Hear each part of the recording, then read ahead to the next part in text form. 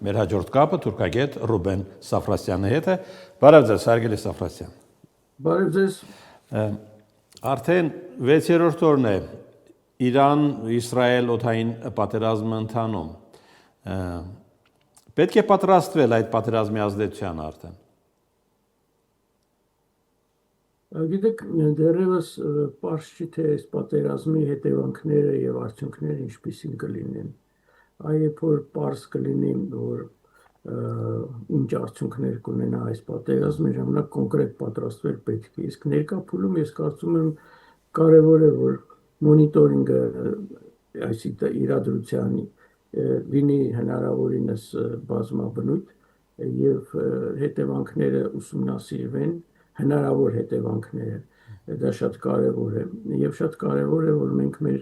դաշնակիցների հետ, տարածաշրջանի երկրների հետ իրադրությունը անընդհատ քննարկումների կիզակետում պահենք եւ պատրաստ լինենք, այսպես ընդհանուր առմամբ պատրաստ լինենք բոլոր տեսակի զարգացումների։ Այսինքն երբ հանկարծ հակամարտությունը դառնում է տևական, ասենք այնպիսին, ինչպիսին Ռուսաստան, Ուկրաինա առանցքում է։ Չեմ կարծում, որ այդպիսի բնույթ կունենա այս հակամարտությունը, այդքան երկար չի տևի։ Ասելով հետևանքները, ես հետևյալ հետևանքների նկատի ունեմ։ Չի բացառվում, որ այս իշխանությունը Իրանում պահպանվի, բայց նաև չի բացառվում, որ իշխանությունը չկարողանա կառավարելիության շրջանակներում պահի երկիրը եւ Իրանում սկսի այնպիսի շրջան, երբ իշխանությունը կառավարելիությունը կկորցնի երկրի վրա եւ այս արդեն այնպիսի իրադրություն է, որ պետք է դրան փորձել սպես ընդհանուր պատրաստ լինել, բայց պետք է հասկանալ, թե այդ իրադրությունը իրական կարող է լինել, թե չէ։ Շատերը կարծում են, որ ձեր նշածը կախված է հենց Վաշինգտոնի ուղիղ միջամտությունից։ Կգնա այդ քայլին Միացյալ Նահանգները։ Ես համաձայն եմ, որ կախված կլինի Ամերիկայի Միացյալ Նահանգների ուղիղ քայլից։ Ես կարծում եմ, որ դեռևս վերջնական որոշում չի ընդունվել Վաշինգտոնում։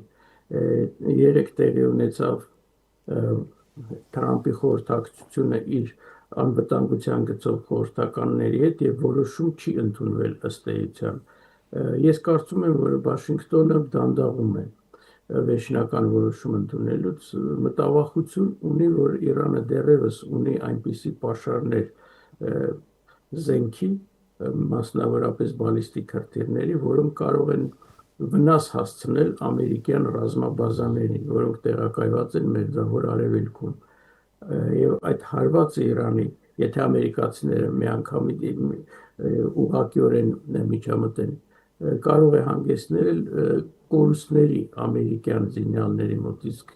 դա այնպիսի զարգացում կլինի, որից Թրամփը իհարկե ամենքերբ խուսափում է։ Դրա համար ես կարծում եմ նրանք այստեղ մի քանի ժամ էլ կսպասեն, կփորձեն մեկ անգամ եւս գնահատել իրադրությունը, հասկանալ Իրանը ունի այդ հնարավորությունները վնաս հասցնելու ամերիկյան ռազմաբազաներին։ Եթե կան եզրակացության, որ արդեն չունի, այն ժամանակ արդեն ամերիկացիները ավելի լայնածավալ եւ ուղղակիորեն կմիջամտեն։ Եվ ես կարծում եմ, որ Իրանում շատ լավ հասկանում են այս իրադրությունը եւ Գերագույն այաթոլլահի ելույթները հենց այդ նպատակն են հետապնդում, որ նախազգուշացնեն ամերիկացիներին, որ մենք կարող ենք հակահարված տալ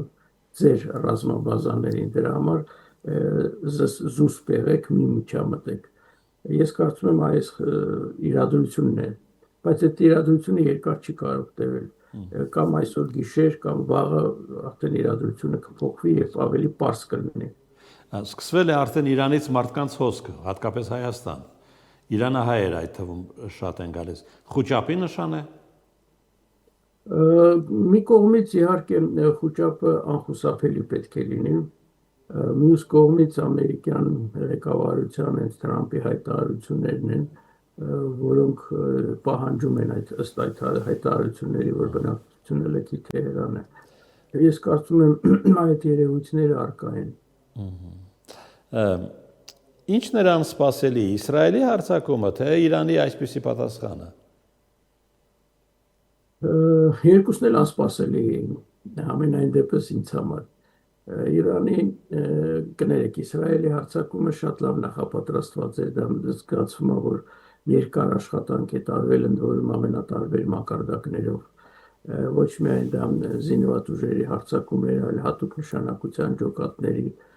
հարձակում էր թիրախավորված ղեկավարության ներկայացուցիչների դեմ Իրանի եւ այլն, այսինքն շատ լավ նախապատրաստված բազմաշերտ հարձակում էր եւ այդ հարձակումը նախապատրաստական աշխատանքները ըստ էության կարողացել էին թաքցնել իսրայելցիները իսկ ինձ համար Իրանի դիրքորոշումը ոչ թե դիրքորոշումը այլ ոչ պատրաստ վիճակն էր անսպասելի որովհետեւ իրադրությունը իսկապես լուրջ էր լարված էր եւ պետք է սպասել որ Իրանի ղեկավարությունը աչալուրջ կլինի եւ պատրաստ կլինի նմանատիպ հարձակման, բայց ցավոք սրտի Իրանի համար դա տեղի չունեցավ եւ տեսակ ինչ եղավ, այսինքն Իրանը պատրաստ չէր այդ հարձակմանը։ Դե պատրաստ չէր, որովհետեւ Վաշինգտոնն ու Թեհրանը բանակցություններ էին վարում։ Դե պետք է, ինչպես ասում են, բանակցություն վարի, բայց միշտ զենքը պատրաստ պահի, չէին արել։ Իսկ ինչ է տեղի ունենում Թուրքիա-Ադրբեջան առանցքում Իսրայելի իրանական պատերազմի պատճառով։ Վստահ եմ հետևում եք այս։ Այո։ Դե տեսեք, Թուրքիայի դիրքորոշումը այս պատերազմի նկատմամբ հետաքրքիր է ուսումնասիրել ինչու։ Առաջինը ընդհանուր թուրք-իրանական հարաբերություններին եթե անդրադառնանք, դրանք շատ հետաքրքիր երևույթ են։ Երկու երկրները մեծ հակասություններ ունեն պատմական, դավանական, ներկա փուլում աշխարհաքաղաքական առումով երկուսը հակառակորդ են տարածաշրջանում, բայց կարողացել են մինչև վերջերս խուսափել ռազմական բախումներից։ Այսինքն շատ նուրբ բալանսավորում է տեղի ունեցել այդ հարաբերություններում երկու կողմից։ Եվ հիմա մենք տեսնում ենք հետևյալ պատկերը Թուրքիայի ղեկավարությունը Էրդողանը մասնավորապես անընդհատ օգտագործում է այսպես սուր հռետորաբանությունը քննադատելով Իսրայելին հարձակման համար Իրանի վրա կոչեր է անում որ կանգնեցնել Իսրայելին եւ այլն բայց մյուս կողմից կա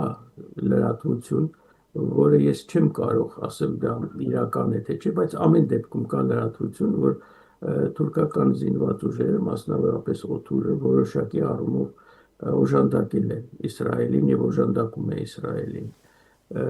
դա մեկ է երկրորդը պետք է չմոռանանք որ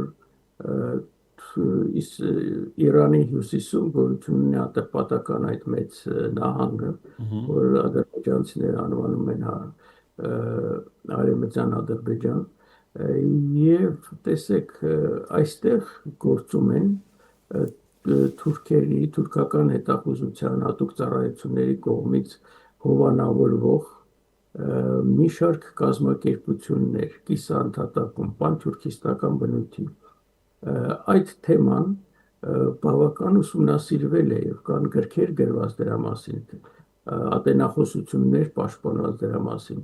ինչպես Թուրքիան նրանց այդ կազմակերպություններին անհրաժեշտության դեպքում օգտագործում է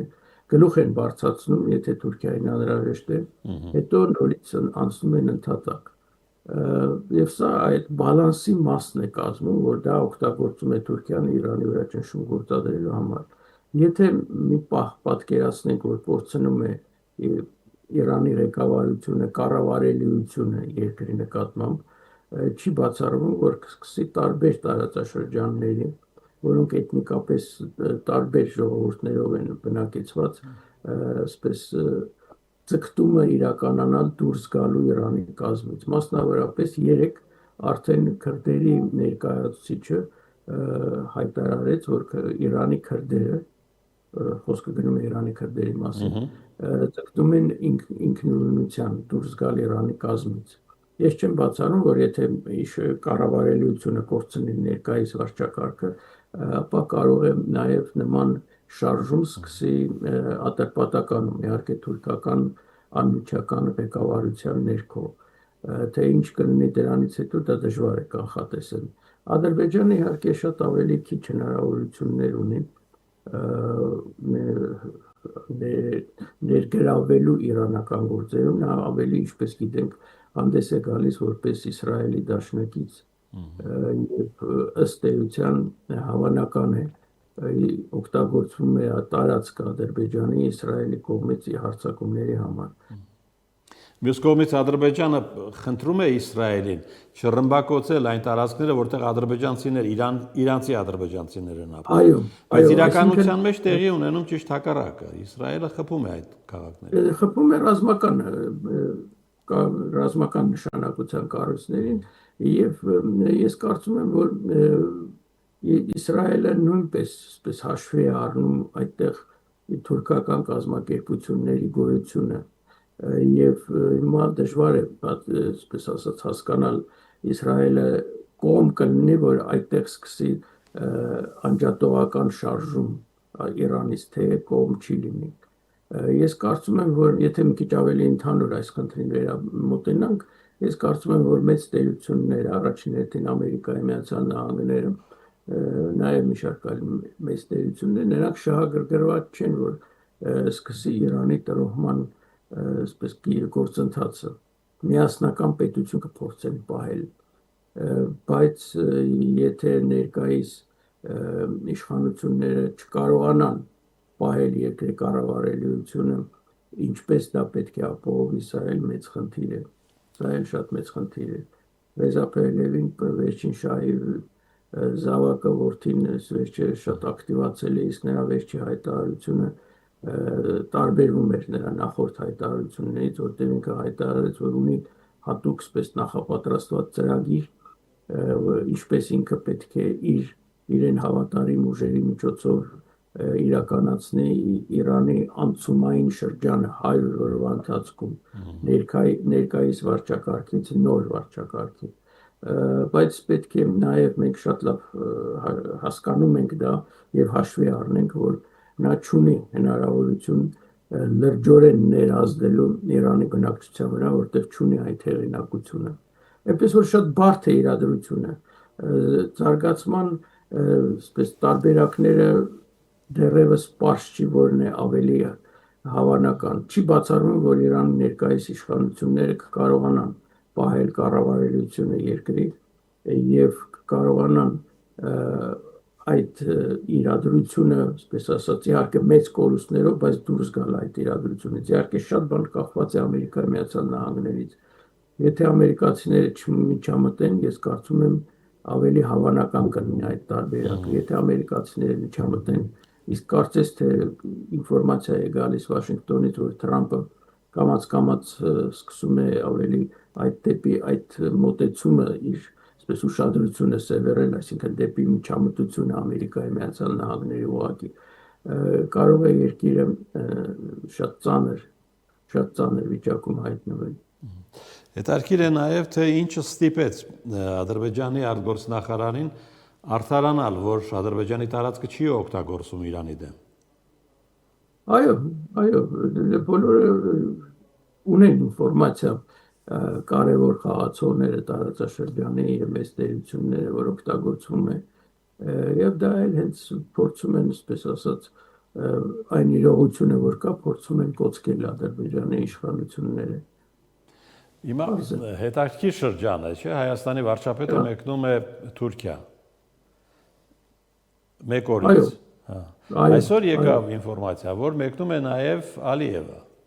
Այո։ Հնարավոր հանդիպում հավանական։ Այո, կարծես թե պետք է սկզբից հանդիպի Ալիևի հետ, ամսի 19-ին, հետո ամսի 20-ին Էրդողանի հետ, նկատի ունեմ Փաշինյանի հետ։ Հանդիպում հնարավոր համարում եք այսպիսի ձևաչափ։ Սակայն ես չլսեցի ձեր հարցը կտրվեց։ Ալիև Փաշինյան հանդիպում Թուրքիայում հնարավոր համարում եք։ Գիտեք, ես դա շատ հնարավոր համարում եմ, բայց շանսերը քիչ են կարծես թե։ Ես կարծում եմ, որ դեռևս այս փուլում կլինի առանձին հանդիպումներ երկուսի հետ, այսինքն Էրդողանի կողմից երկու երկրների ղեկավարների հետ, գուցե հետագայում նախապատրաստվի երակողմ հանդիպումը եւ Թուրքիան հանդես գա որպես նախաձեռնող, նախաձեռնող կազմակերպիչ կարող է դա լինի եւ Թուրքիան իհարկե կձգտի դրան որովհետեւ մենք տեսնում ենք որ Թուրքիան Էրդողանի ղեկավարման այս վերջին շրջանում ամեն տեղ որտեղ հնարավոր է փորձում է հանդես գալ որպես միջնորդ դա այն չի արվում որ դա արվում է որ Թուրքիայի հեղինակությունը բարձրացնեն աշխարհում